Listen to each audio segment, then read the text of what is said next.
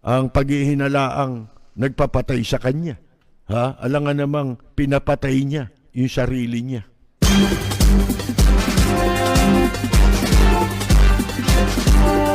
Walang preno kung bumatikos, malalim at makatwirang komentaryo. Mag-ingat ang mga politikong gumagawa ng kalokohan at baka kayo ay tamaan ng Rapid Fire!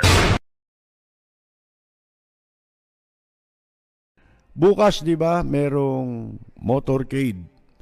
Ang mga naniniwala, sumusuporta kay Vice President Leni Robredo. Ito po'y kusa, na una nga inorganisa dito sa Metro Manila na nakikita ko sa Facebook.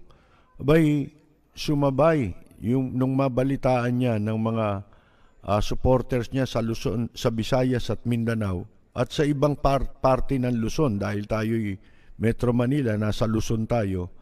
Sinabay na nila na gumawa rin ng katulad na aktibidad sa kani-kanilang lugar. At kagabi nga ay binanggit natin na para masabotahe itong ginawang ito ay hindi binigyan ng permisyon makadaan sa mga malalaking lansangan. Hindi natin alam kung ano mangyayari bukas dahil itutuloy ito ng mga supporters ni Vice President Leni Robredo. Sabi ko nga, dapat itawag dyan sa activity na yan ay Luz Biminda Motorcade. Luzon, Visayas, Mindanao.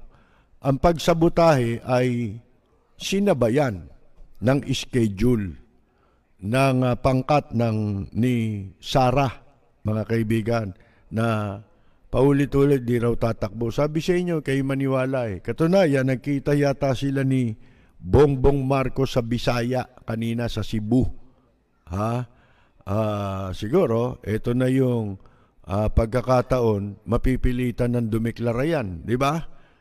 Para masabotahe yan, anyway, dumating man siya dyan at hindi, itutuloy nila yan para masabotahe yung aktibidad na gagawin ng mga supporter ni Vice President Leni Robredo. At kitang-kita na ninyo, hindi binigyan ng permiso sa ilang mga lugar ng MMDA. Sino ba nakaupo dyan? Si Benhar Abalos. Kung matatandaan ninyo, noong 2010 presidential elections, nagkaroon ng malaking iskandalo dyan dahil ipinagiba nila Abalos yung pong entablado para sa kampanya ni Pinoy. Na ang magsasalita sana ay si Chris Aquino. Naging controversial po yun. Kung sakasakali ay bukas, halimbawa hindi kayo gusto ninyong makilahok pero wala naman kayong sasakyan para sumama dun sa motorcade. Siguro, kasi nagtatanong sa akin paano ho kami na, di mag-abang na lang kayo sa inyong mga lugar. Mauna man dumaan si Sarah, iwagay-iway niyo yung nyo. Meron kayong kulay pink. Ako, bumili ko ng ribbon na pink Mag-aabang na lang ako sa malapit sa amin, di ba?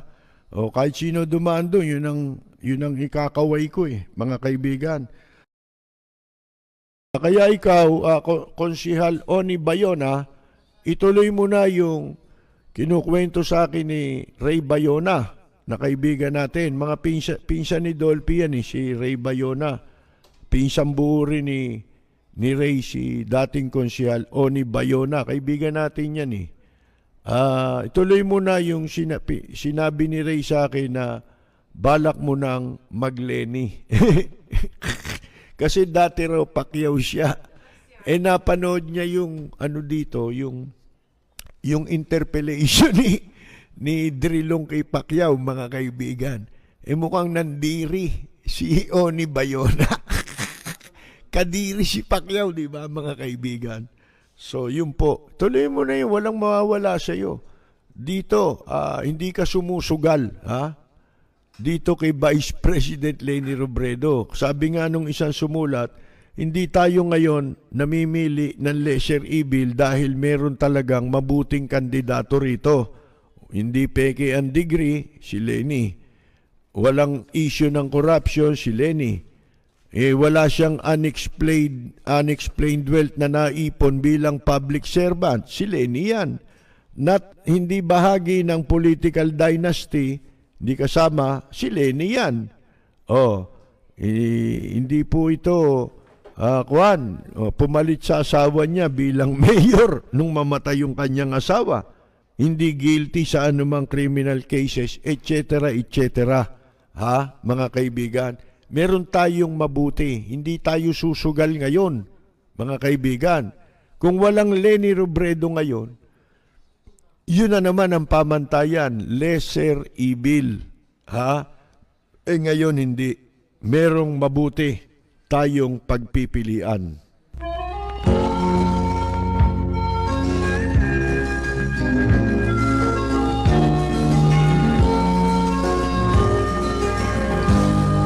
Sa bayan ko ay isa ang lahi, dito'y wala ang pagkukunwari. Hindi padagay, sadyang kilala sa daigdig, may pagkakaisa sa bawat nais.